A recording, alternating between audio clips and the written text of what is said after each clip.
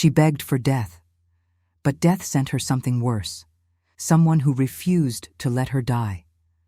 The iron collar was warm from her neck's pulse. That was how Thalia measured time in the Coven's cellars, the temperature of her own blood against the metal that bound her. 63 years. 63 years of waking in darkness, of learning that her veins were currency, that her screams were a symphony to creatures who had forgotten how to weep. The feeding chambers smelled of copper and incense. Myrrh burned to mask the scent of terror. 7 ancients circled her tonight, their eyes milky with hunger, their movements serpentine and patient. They called her the Garden.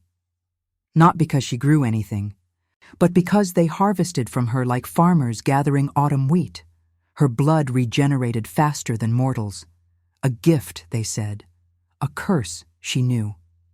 Thalia's wrists bore the scars of 1,000 punctures, a topography of suffering mapped in white lines that would never fade. Her captors preferred the wrists, intimate, vulnerable. They would hold her hands as they drank, almost tender, almost kind, and that gentleness was the worst part. She had learned long ago that mercy from monsters is cruelty with a beautiful face. "She's weakening," one of them murmured. Cassia, the eldest of the 7, whose voice sounded like wind through a crypt. "Look at the pallor. We're taking too much." "There's always more," another replied, a younger one named Dmitri, whose thirst was still sharp, untamed by the centuries that had dulled the others. Thalia closed her eyes. She had learned not to resist. Resistance only prolonged the feeding. Surrender made it faster, cleaner, almost bearable. She had learned many things in 63 years. She had learned that hope dies before the body does, that love is a memory mortals carry into the grave, that she would never leave this place, that death would never come. But then, footsteps, not the shuffle of the Coven moving between chambers.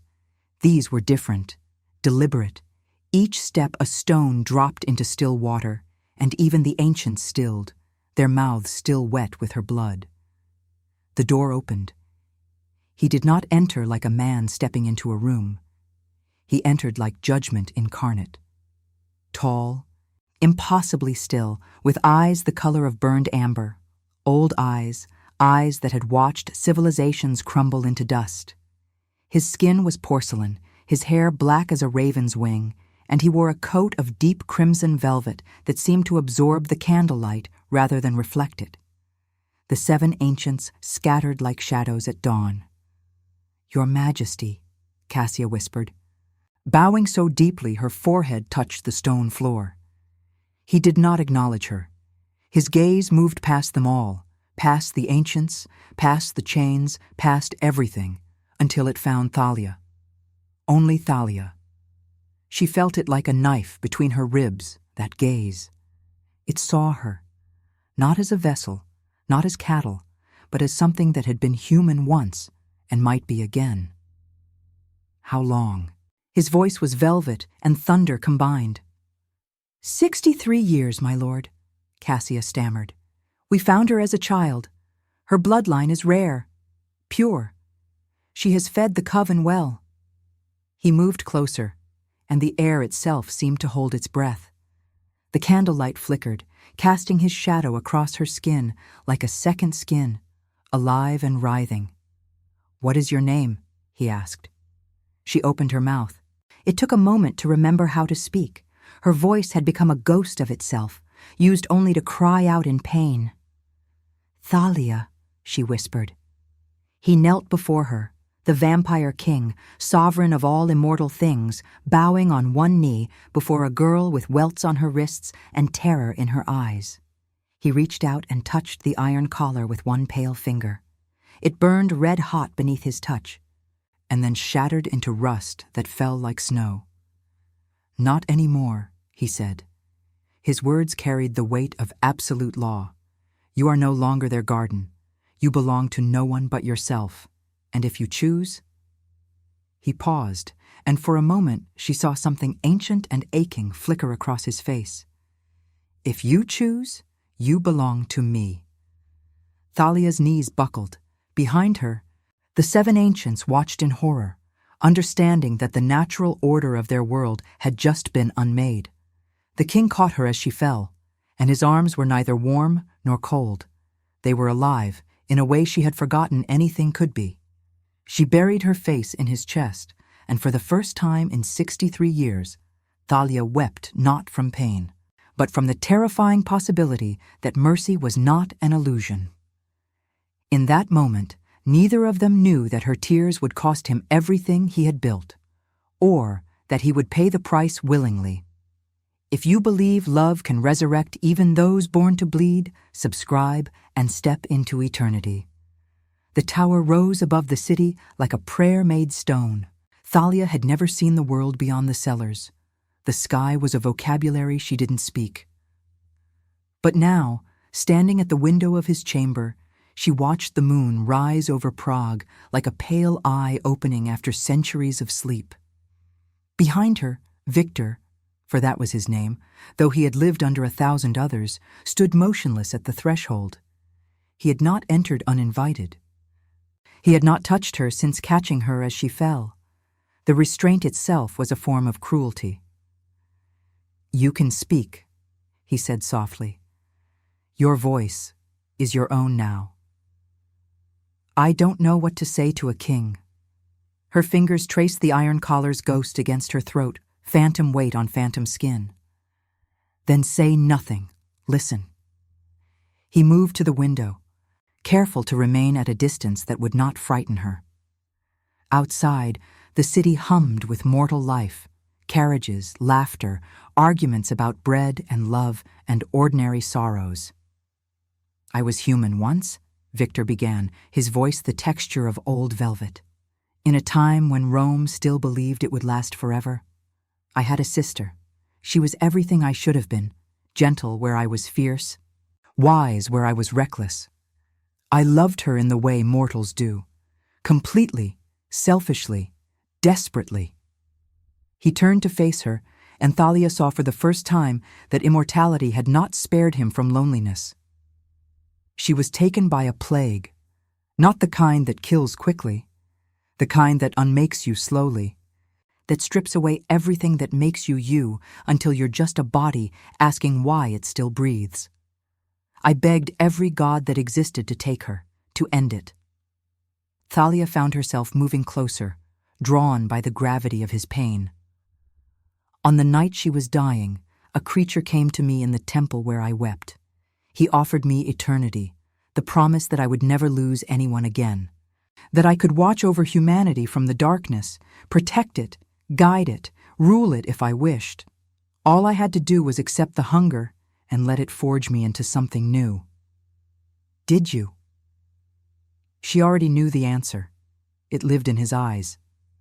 "I chose her death over my own suffering. I refused the creature's gift. I held her hand as she faded into nothing, and I thanked her for leaving me mortal." He paused. "But the creature was wounded by my rejection. Out of spite, it cursed me. Decades later, I was bitten by one of its children. The hunger came then, not as an offering, but as a punishment, and it has not stopped for 1,800 years. The weight of that number, 1,800 years of watching mortals live and die, seemed to press against her chest. "So why save me?" Thalia asked. Victor's jaw tightened. "Because I recognize myself in you. Another soul condemned to feed others, another person stripped of choice." He moved to a mirror that hung in the corner. An old thing, its surface warped with age. "Do you know what I see when I look at my reflection?" Thalia shook her head. "Nothing. That is the curse of creatures like me. We cast no reflection because we exist outside the order of creation. We are echoes pretending to be real." He gestured to her. "But when I looked at you, I did not see another object to be possessed. I saw something that reflected me back, a choice, a moment where I could prove that 1,800 years of darkness had not erased the man who once held his sister's dying hand. You can't redeem yourself through me." The words escaped before she could trap them. "No," he agreed, something almost like a smile crossing his face. But perhaps we can redeem each other through what we choose to do next. Outside, a church bell tolled midnight. The sound seemed to reverberate through Thalia's entire being, each note a question. What will you choose? What will you become? Like if you believe even the damned deserve a second chance. The garden was not what Thalia expected. She had imagined the space where the king kept his roses as something gothic and twisted, thorns as long as daggers, petals black as mourning cloth. Instead, she found beauty that ached. Thousands of roses bloomed in the moonlight, their colors so vivid they seemed to glow from within. Deep crimsons, bone whites, golds that remembered autumn. The air was so heavy with their perfume that breathing felt like drowning in honey and memory. Victor moved between the rows with the tenderness of a man tending to living things, because they were living. He was keeping them alive through some alchemy of care that defied the usual laws of darkness.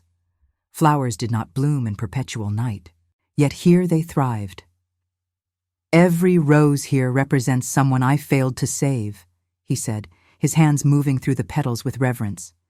1800 years is a long time to collect regrets. Thalia knelt beside a crimson bloom, its edges tinged with black. How many? More than I can count. He handed her a pair of shears made of silver. I want you to choose one. Why? Because you need to begin somewhere, Thalia. You need to claim something as yours, not because you were told to, not because you were forced to, but because you chose it. Her hands trembled as she moved through the garden.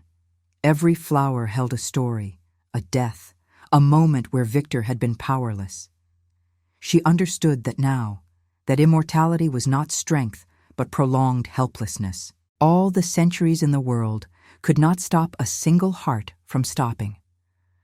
She stopped before a rose that was neither fully crimson nor white. It existed in the liminal space between the two, a bloom caught in transformation, refusing to commit to either color. It was imperfect, asymmetrical, and more beautiful than all the others. This one, she said. Victor's breath caught. That rose bloomed the night I was cursed. It has never died. It has never faded.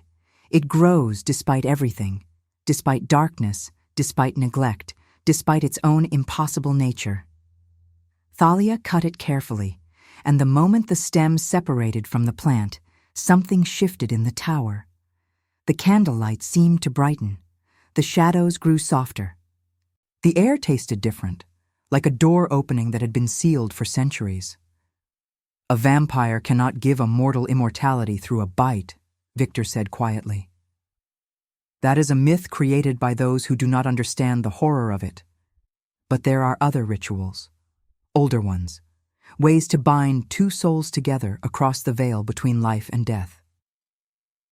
Are you asking me to choose eternity with you? No. He took the rose from her hands and placed it in her hair. I am asking you to choose yourself. The ritual will bind us only if you walk into it with open eyes. If at any moment you wish to leave, the spell breaks. You walk free, as human as you were born, with no debt to me. She felt the rose settle against her skin, still warm from its stem. What happens if I stay? You become my equal, not my servant, not my vessel, my queen. You will share my immortality, my power, my burden of 1800 years of memory. You will see what I have seen, carry what I have carried, and together we will have the choice that neither of us had before. The choice to end the hunger through mercy or to rule the darkness as we see fit. Thalia looked at the rose in her hair, still transforming, still refusing easy categorization. She thought of 63 years in the cellars. She thought of the iron collar. She thought of all the ways she had been broken into a shape that served others. And then she thought of Victor, an ancient creature who had spent 18 centuries collecting the roses of his regrets, waiting for someone brave enough to choose him back. What do I have to do? She asked. He held out his hand. And now, I invite you to leave a trace of your presence in the comments. Tell us where in the world you're watching from. and the exact hour you hear this story. We wish to know how far these immortal confessions travel, and at what moments of the night they find you. The ritual began at the hour when night is deepest, that liminal space between midnight and dawn, when the veil between worlds grows gossamer thin. Victor led her to a chamber beneath the tower, a place of stone so old it predated the city above it, perhaps predated Rome itself.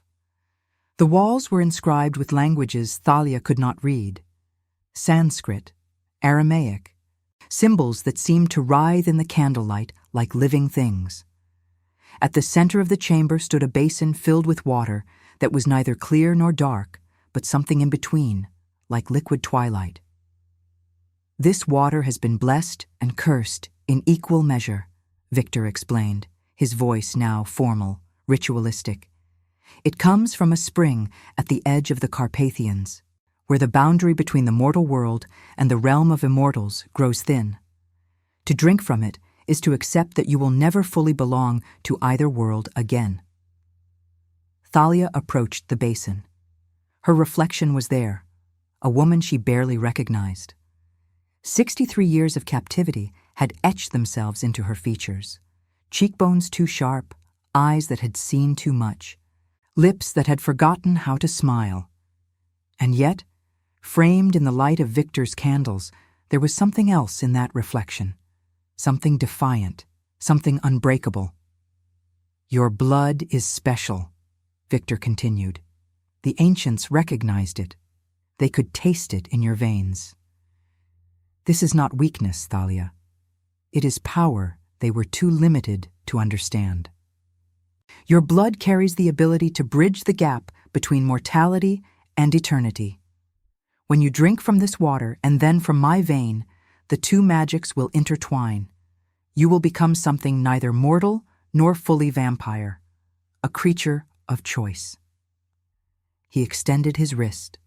A thin line of silver appeared where his skin parted, and his blood, ancient, dark as wine, luminous, began to flow. "Drink from the water first," he instructed. The liquid tasted like winter and starlight, like every moment of solitude she had ever endured, like the possibility of never being alone again. It burned through her throat, but it was a clean burn, a fire that purified rather than destroyed. She felt it spreading through her body, awakening nerve endings she had long since given up as dead. "Now from me." She did not hesitate. His wrist came to her lips, and she drank the ancient blood of kings.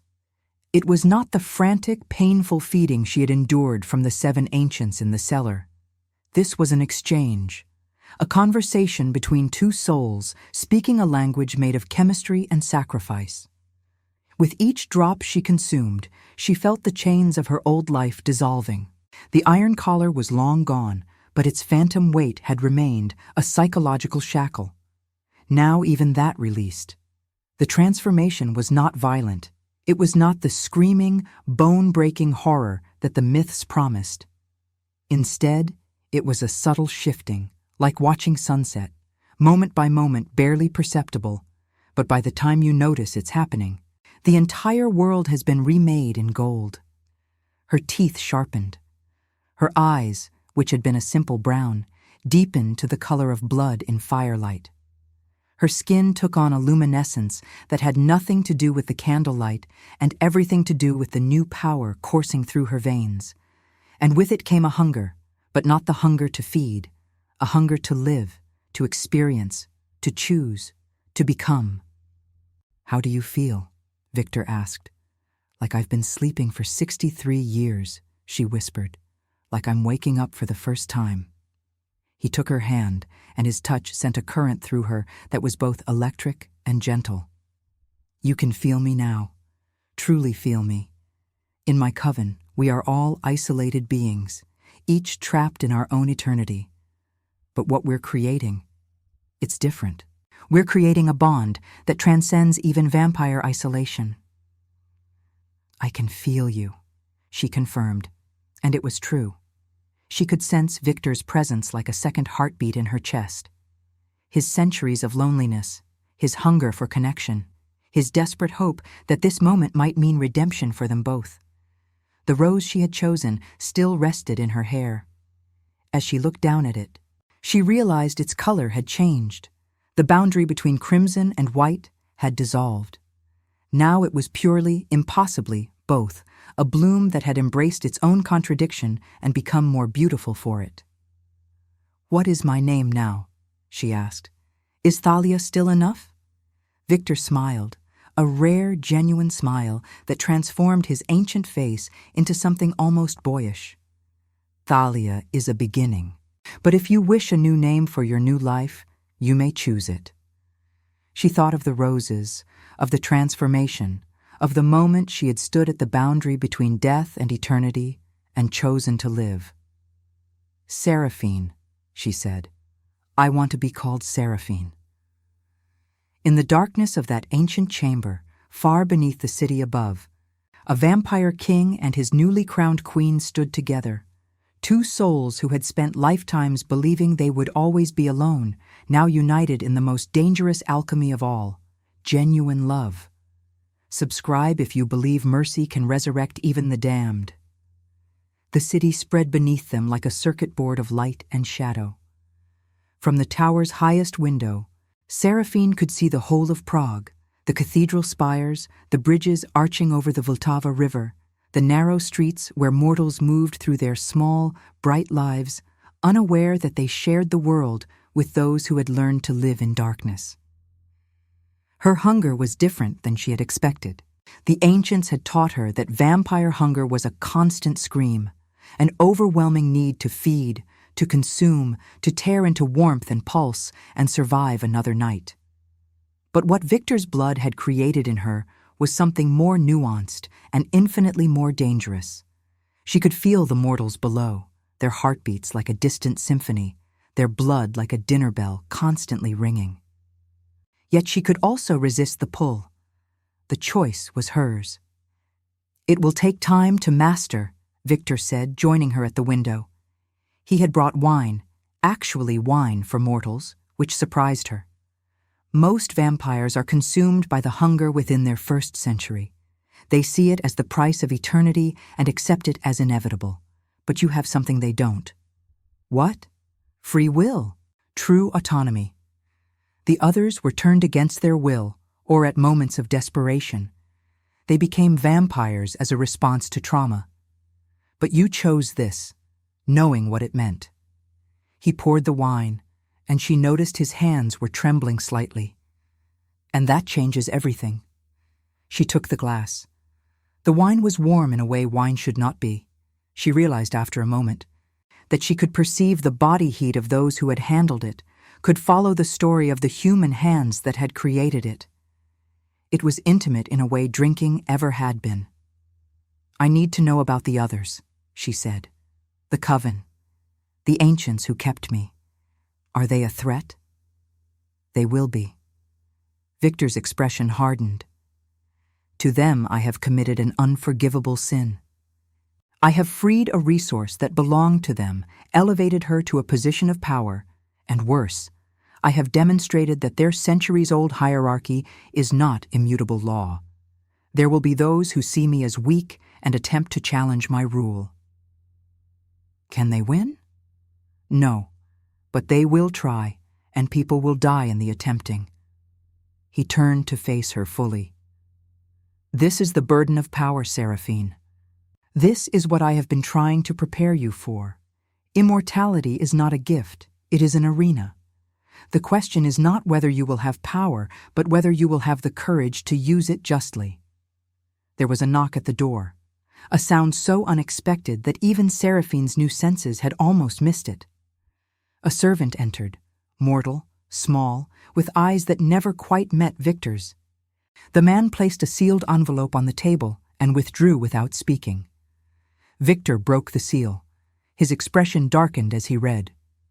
"What is it?" Seraphine asked. "Cassia, the eldest of the 7 who kept you, has called for the Assembly of Crowns. It's a meeting of all the immortal bloodlines in Europe. She is formally challenging my rule." "When?" 3 days, in Vienna." Seraphine set down her wine glass. She could feel the rise of her own hunger now, but it was not for blood. It was for purpose. For a chance to finally stop being something that was done to and start being something that acted. "Then we go to Vienna," she said. "It will be dangerous. You've only had one night as a vampire. The Assembly will see you as weak, as leverage, as proof that you can create something they cannot," she interrupted. "I was their garden, Victor. I fed your coven for 63 years because I had no choice. But I'm not that anymore. I'm not anyone's tool.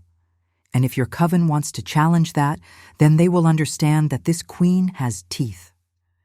Victor looked at her, this woman he had known for less than a day, who had already begun to transform the ancient darkness he carried. And then he began to laugh, a sound like glass breaking in the best possible way. "I believe," he said, pulling her close, "that I have created not a consort, but a revolution." That night, as they prepared for Vienna, Seraphine stood before Victor's mirror. Her reflection stared back, no longer the woman she had been, but not quite a reflection of Victor either. She existed in the space between, in the liminal grace of her own choosing. The rose she had selected from the garden still rested in her hair, and in the candlelight it seemed to pulse with bioluminescence. She was no longer the garden. She was Seraphine, queen of choices, and the hunger that filled her was not the hunger to feed. It was the hunger to finally live. Like if you believe love can resurrect even the broken, leave a mark in the hearts of those watching. Vienna's underground was older than Austria itself. Beneath the gleaming facades and Baroque architecture of the city above lay catacombs carved into limestone centuries before Mozart was born. Stone corridors where echoes spoke in dead languages and shadows had weight enough to suffocate. This was where the Assembly of Crowns convened. The hall was vast beyond reason, as if architects had hollowed out the entire city's foundation to create a single chamber. Pillars of black marble rose toward a ceiling lost in darkness, and along the walls stood the thrones of the bloodline lords, empty seats waiting for their ancient sovereigns. Seraphine felt Victor's hand steady her as they descended the stone stairs together. She was dressed in a gown of deepest crimson, a deliberate choice that made her look less like a queen and more like a statement. Her hair fell loose down her back, and the rose was still woven through it, still refusing to wilt despite its unnatural existence. "Whatever happens," Victor whispered, "know that I chose this. I chose you. That is not a weakness. It is the strongest thing I have ever done." They reached the floor of the great hall together, and one by one, the lords of the various bloodlines became aware of their presence. Cassia was there, of course, still young-looking despite her centuries, her face carefully composed into an expression of wounded disappointment. The other 6 ancients flanked her like attorneys building a case against mercy. But they were not alone. The assembly included vampires Seraphine had not imagined. A woman made of nothing but shadow and hunger who governed the eastern territories. A man whose eyes held the memory of the fall of Constantinople, a creature so ancient that it seemed to speak to the very stones of the foundation they stood upon. Victor. The voice came from the highest throne, which Seraphine only now realized was occupied. It belonged to a vampire who might have been male or female, or perhaps neither, existing in a state of ambiguous eternity. "You have been most irregular. Amadeo." Victor acknowledged with a bow that was respectful, but not submissive. "I have brought the assembly a gift." "A gift?" Cassia's voice was honey-laced acid. "You have absconded with one of our resources and corrupted her with forbidden rituals." "I have liberated a soul from bondage," Victor corrected. "I have offered her agency and power.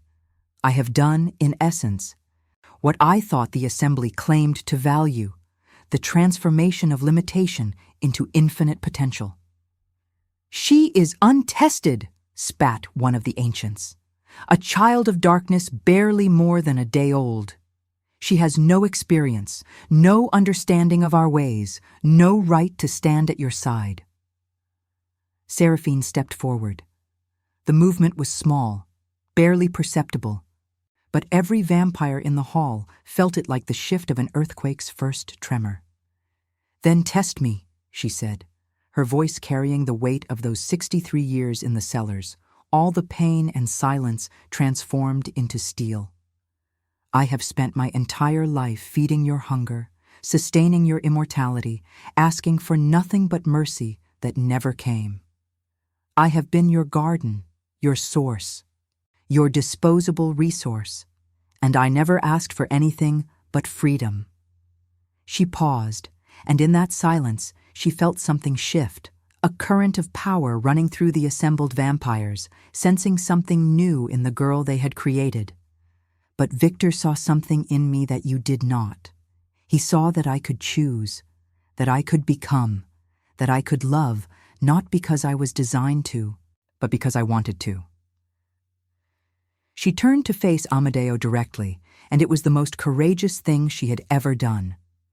"And I claim the right to stand here not as a gift, not as a possession, but as a queen created through ritual and bond, with power equal to any throne in this hall." The silence that followed was absolute. Then Amadeo rose. The ancient vampire descended from its throne with movements that seemed to bend the very laws of physics, space itself warping around it. "You have spirit," it said, circling Seraphine like a predator contemplating its prey. "That is rare. Most of our kind surrender autonomy the moment they are turned.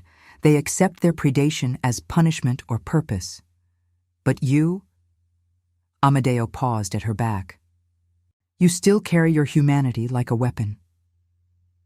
"Is that a problem?" Seraphine asked. "Perhaps."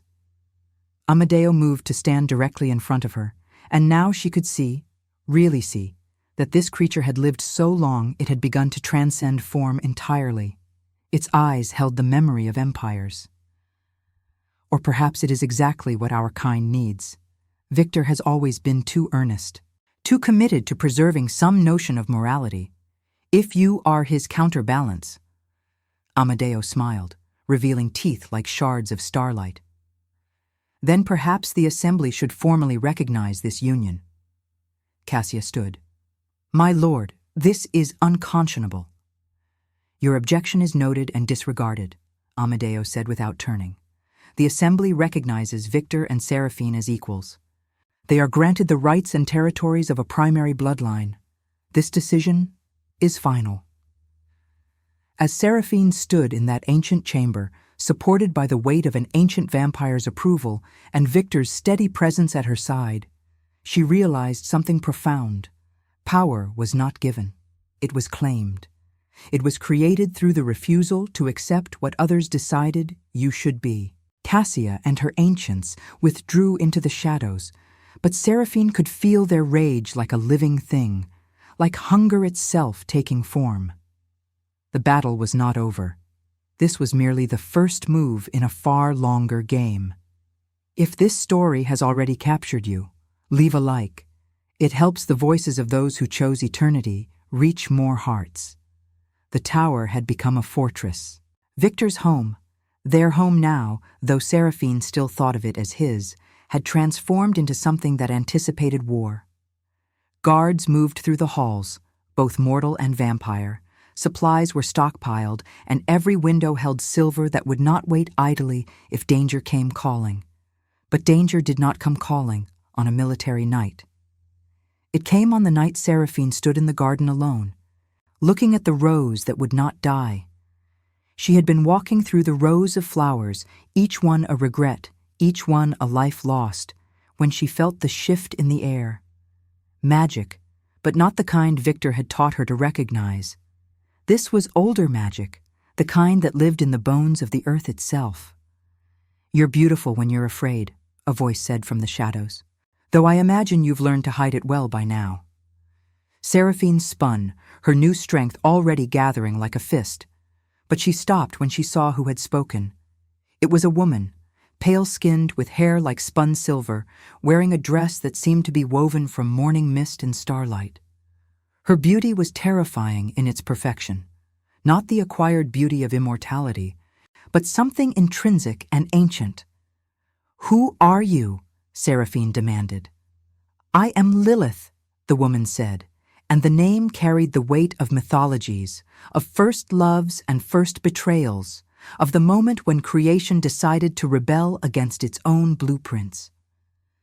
"I am what your Victor would have become if his sister had survived. I am what he could have been if he had chosen differently, and I am here to offer you a gift that he never could. I don't want your gifts. Not even the gift of truth?"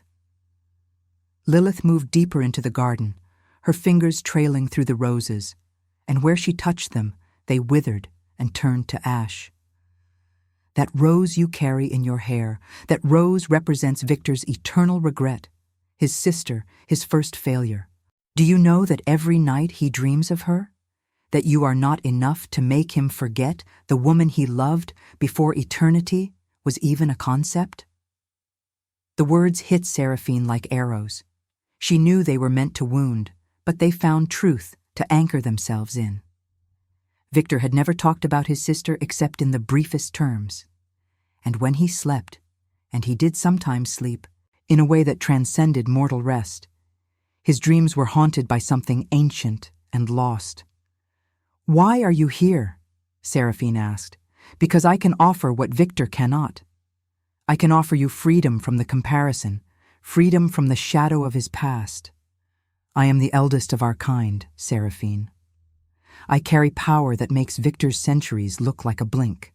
I can teach you to be truly immortal, not bound to one ancient creature with his limitations and his longing."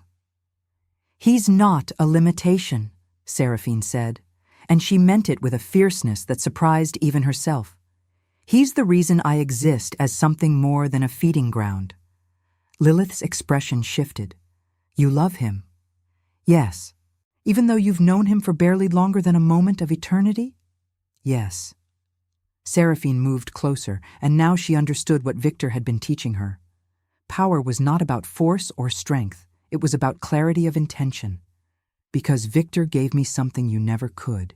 He gave me the choice to become love, rather than being fashioned from love's absence."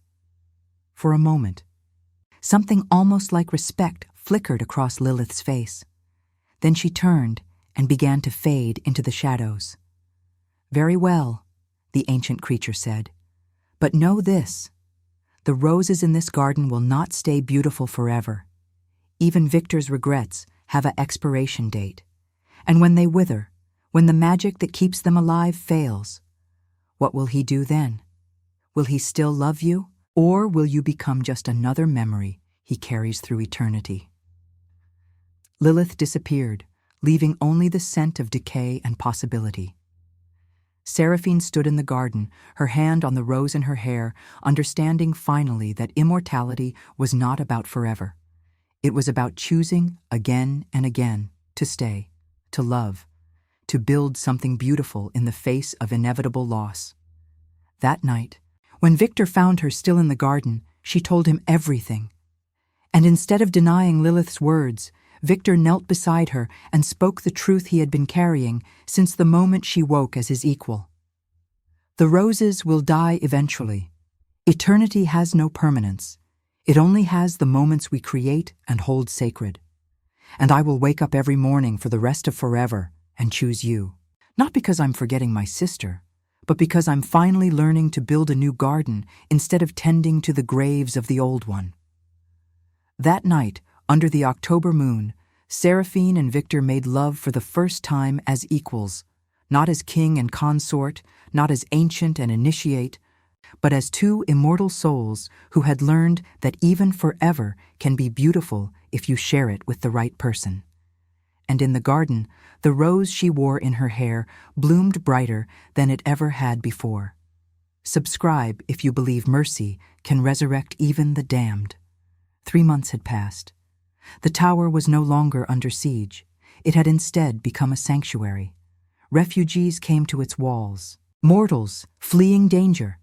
vampires seeking Victor and Seraphine's particular brand of justice, and creatures caught between worlds who had nowhere else to turn. The old hierarchy was crumbling. The Assembly's rules were being rewritten by two immortals who had learned that power was more beautiful when wielded with mercy. Seraphine stood in the rose garden now, but it had transformed. The flowers that had been Victor's regrets, the garden of his guilt, had been replanted. New roses grew alongside the old, their colors mixing and bleeding into one another. Some thrived, some faded. All were allowed to exist without judgment. Victor found her there, as he always did in these quiet hours before dawn. "I've been thinking," he said, taking her hand, "about what you said when we first met, when you asked what you should be called. You chose Seraphine, the name of a creature between heaven and earth, both light and darkness. Do you ever regret that choice?" "Never," she said, and meant it absolutely. "I regret the 63 years of captivity. I regret that I didn't know you sooner, but I don't regret this moment, or any moment that comes after." Victor pulled something from his coat, a ring made of silver and rose thorns, woven together in a pattern that seemed to shift and reform itself with each angle of light. "This is not a symbol of possession," he said. "I learned the difference between those kinds of bonds long ago. This is a promise, a commitment to the perpetual choosing, a declaration that I want to walk into eternity, not as a king entering the darkness, but as a man learning to live in the light of another's presence." Seraphine took the ring. The thorns did not cut her. They had been treated with magic that made them soft as silk against immortal skin. But she could still feel their potential for pain, which made the gentleness all the more profound. "I want to marry you," Victor said, with a simplicity that carried the weight of 1,800 years of loneliness finally finding its answer. "Not because tradition demands it, or power requires it, but because you have shown me that love is not a trap or a limitation. It's the only thing worth living forever for."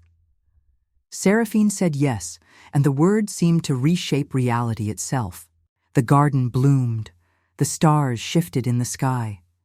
Even the ancient stones of the tower seemed to settle into a new configuration, one that acknowledged that something had fundamentally changed. They were married 3 nights later, in a ceremony that blended mortal tradition with immortal magic. The roses were woven through Seraphine's hair, not the single bloom she had chosen at the ritual of choosing, but dozens, each one representing a life they had touched, a choice they had made, a moment they had claimed as sacred. Victor wore crimson velvet, as he always did, but now it was trimmed with silver thread that caught the light like running water. As they exchanged vows before an assembly that had learned to respect their rule, the ancient creature Amadeo seemed to nod its eternal approval. But more importantly, and this is what Seraphine would remember forever, there were mortals present too. People from the city above who had never known they were in the presence of immortals, who had simply come to celebrate love between two people they happened to meet. Because that is what Victor and Seraphine had become. Not just immortals, but proof that even forever could be interrupted by moments of genuine, uncomplicated human joy. As the sun began its slow rise, Victor and Seraphine retreating to the tower's protected chambers where daylight could not reach, she thought about the journey from the garden to this moment, from being something for others to being something for herself. "What are you thinking?" Victor asked, as they settled into their chambers and the sun rose beyond carefully sealed windows.